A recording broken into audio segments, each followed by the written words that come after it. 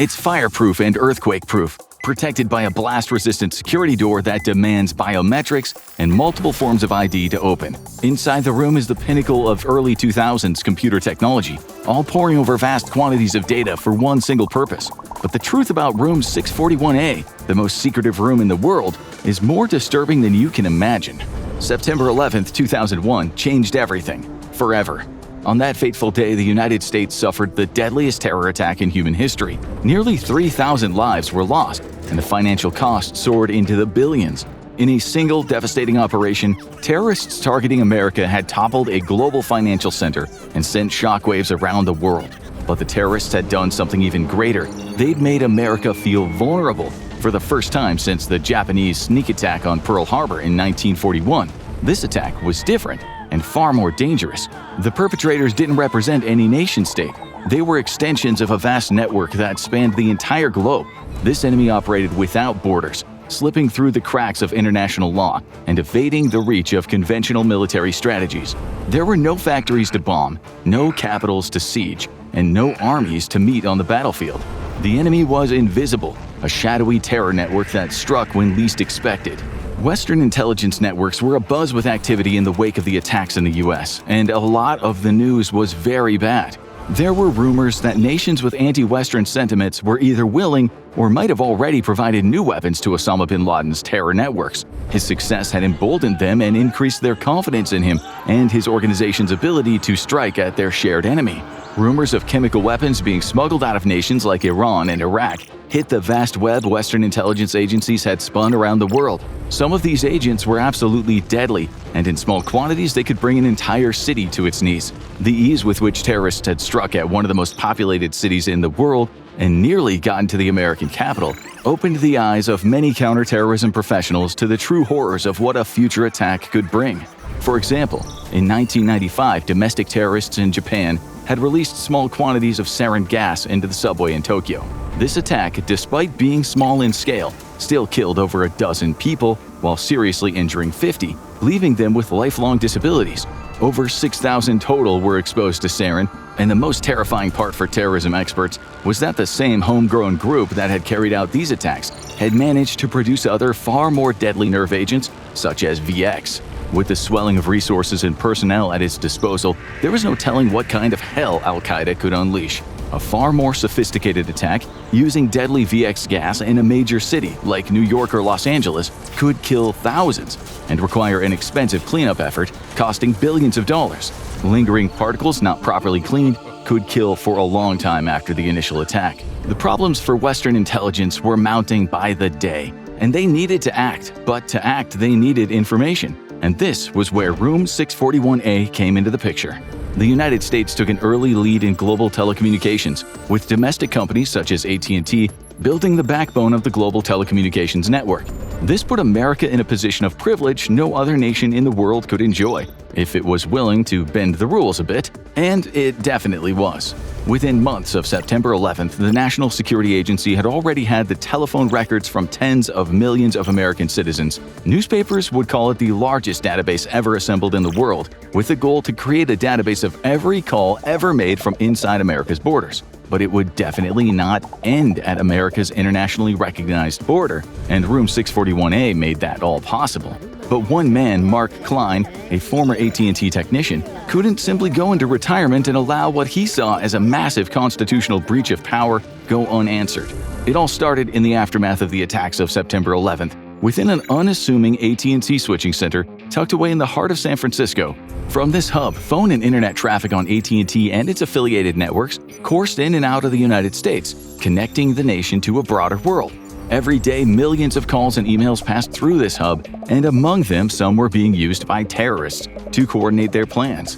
It wasn't a case of maybe, it was a certainty. The 9/11 attacks had been orchestrated using coded messages over public networks. Soon after the attacks, construction began at the San Francisco AT&T switching center. Next to the massive call routing room, buried deep within the switching center, a new office was quietly under construction. The contractors weren't from any local firm, and AT&T employees were explicitly instructed not to speak to them.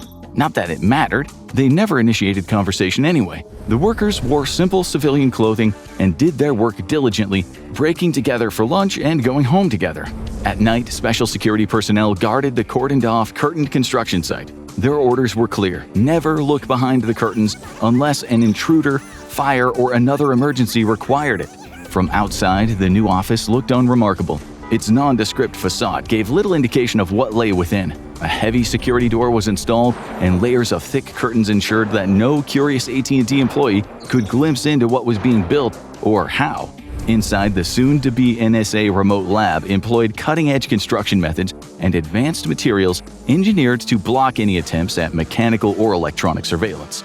Then came the unmarked box trucks. Always late at night, crews wearing no uniforms unloaded large pallets under armed guard.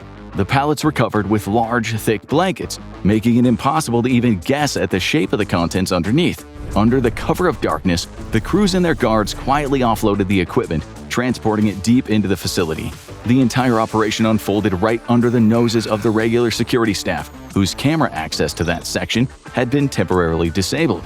They were warned to stay away or suffer stiff fines combined with prison time. Hidden beneath those thick blankets were stacks of cutting-edge computer equipment, some of the most advanced technology in the world of the time. All of it being installed in secret inside a meticulously designed, highly air-conditioned room with fireproof walls built to withstand even a major earthquake. The only access to the soon-to-be top-secret computer farm was through a single security door, secured by multiple forms of identification and biometric scans. A solitary fiber optic cable connected the room to the adjacent switching center, serving as its only link to the outside world.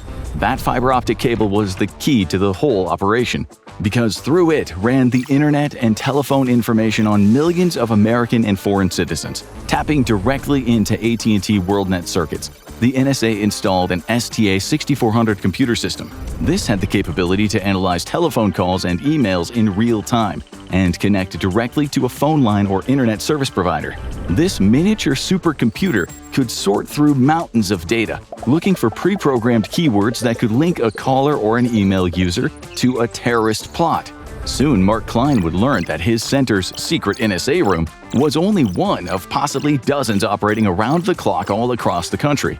The United States' intelligence apparatus had succeeded in tapping into the communications of the entire planet.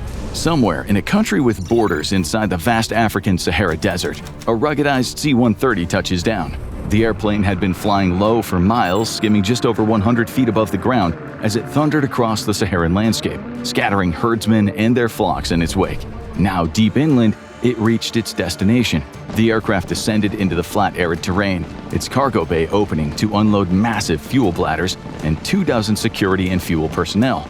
They don't have to wait long for the flight of 4 Black Hawk helicopters to arrive, perfectly on schedule. Loaded with elite American Special Forces operators, the Blackhawks will continue their journey to their objective, land, and then return to top up for fuel for the return flight.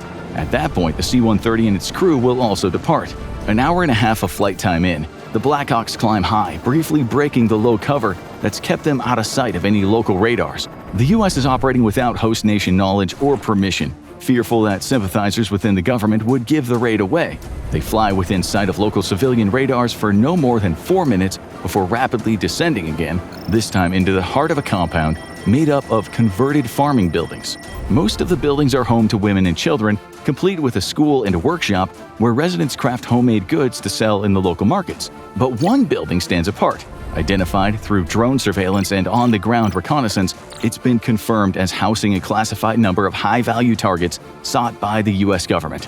This entire compound is a terror hub, financed by any number of African al-Qaeda-backed offshoots, where fighters live along with their families. One of the Blackhawks takes back up to the sky, where a door gunner keeps overwatch with his door-mounted M134 Gatling gun. There's no need for heavy firepower, though. The lightning raid catches the entire compound by surprise. Before the women and children, still groggy and rubbing sleep from their eyes, can step outside, the Blackhawks are already lifting off.